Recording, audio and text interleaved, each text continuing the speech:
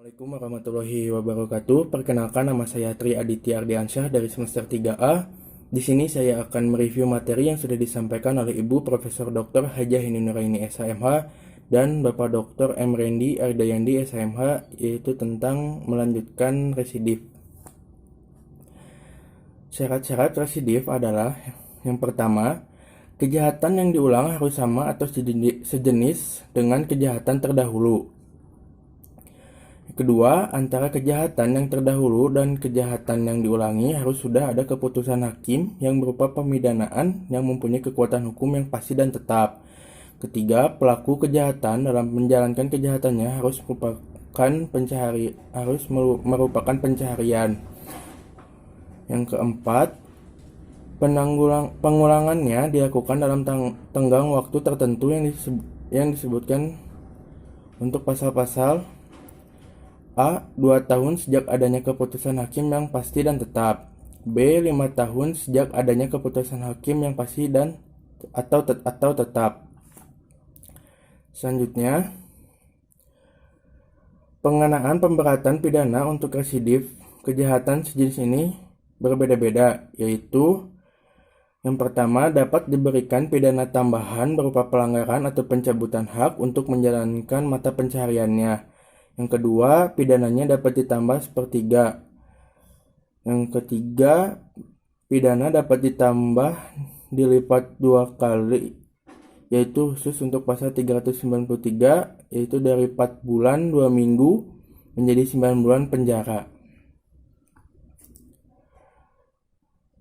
B. Residif kejahatan tertentu yang termasuk kelompok jenis hanya diatur dalam 3 pasal, yaitu yang itu diatur dalam pasal 486, pasal 487, dan pasal 488 KUHP. Adapun syarat-syaratnya adalah yang pertama, kejahatan yang diulangi harus termasuk dalam suatu kelompok jenis dengan kejahatan yang pertama atau terdahulu.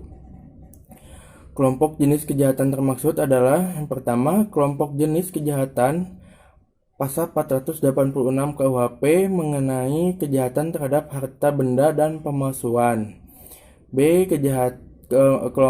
Kelompok jenis kejahatan pasal 487 KUHP mengenai kejahatan terhadap orang, misalnya penyerangan atau makar terhadap kepala negara, pembunuhan, penganiayaan, dan lain-lain.